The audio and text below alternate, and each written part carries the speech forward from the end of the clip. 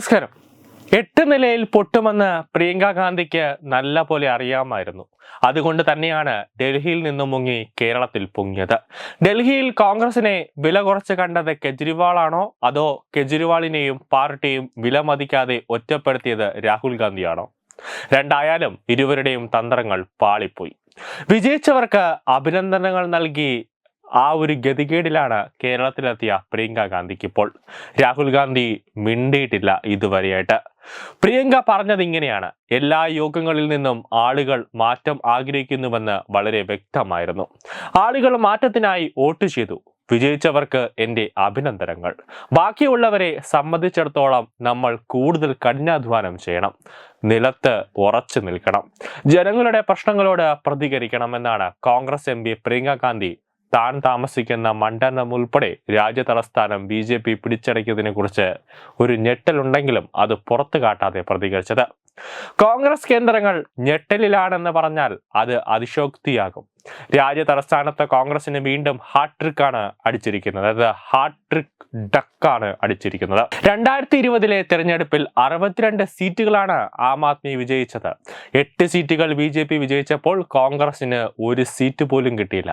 2015 തിരഞ്ഞെടുപ്പിൽ 67 സീറ്റുകളാണ് ആം ആദ്മി വിജയിച്ചതെങ്കിൽ അന്ന് 3 സീറ്റിൽ BJP വിജയിച്ചപ്പോൾ കോൺഗ്രസിന് 0 സീറ്റാണ് കിട്ടിയത്. 70 നിയമസഭാ മണ്ഡലങ്ങൾ ഒരിടത്ത് പോലും കോൺഗ്രസ് രണ്ടാമതെത്തിയില്ല. സംസ്ഥാന അധ്യക്ഷൻ ദേവേന്ദ്ര യാദവിന് മാത്രമാണ് പേരിനെങ്കിലും നല്ല പ്രകടനം കാഴ്ചവെക്കാനായത്.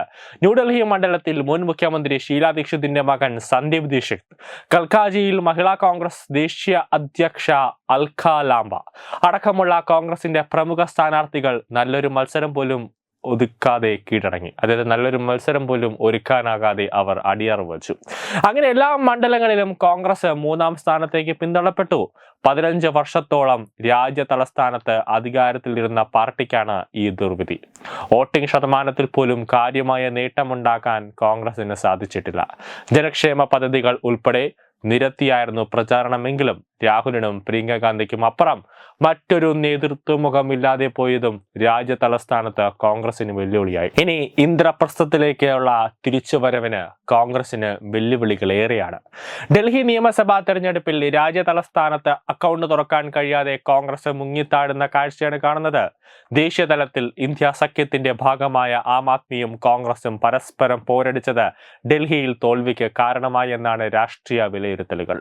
ഇന്ത്യ സഖ്യത്തിനിടയിലെ ഐക്യമില്ലായ്മയാണ് തോൽവിക്ക് കാരണമെന്ന് വിമർശനവും ഉയരുന്നുണ്ട്. പഴയ പ്രതാപത്തിന്റെ പഴങ്കഥകൾ പാടുന്നതല്ലാതെ സംഘടന കെട്ടിപ്പടുക്കുന്നതിൽ രാഹുൽ ഗാന്ധി വമ്പൻ പരാജയമാണെന്ന അഭിപ്രായമുണ്ട്. കോൺഗ്രസിനെ വില കുറച്ച് കണ്ടത് കെജ്രിവാളിന് ന്യൂനപക്ഷ സ്വാധീന മണ്ഡലങ്ങളിൽ വിനയായി.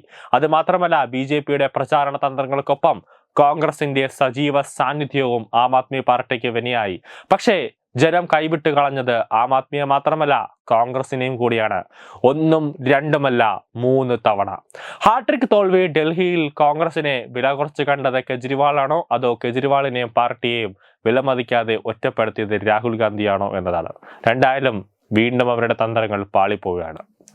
എന്തായാലും കോൺഗ്രസിന്റെ ഓരോ രീതികളും കെജ്രിവാളിന്റെ ഓരോ രീതികളും ഇന്ത്യ സഖ്യത്തിൽ തുടക്കം മുതലുള്ള ഇവരുടെ അടി, അതായത് നരേന്ദ്രമോദിയെ 2024 പ്രധാനമന്ത്രി ആകരുത്, BJP അധികാരത്തിൽ വരരുത് എന്ന ലക്ഷ്യത്തോടെയാണ് ഇന്ത്യ മുന്നണി ഒരു മുന്നണി തന്നെ പ്രതിപക്ഷം രൂപീകരിച്ചത്.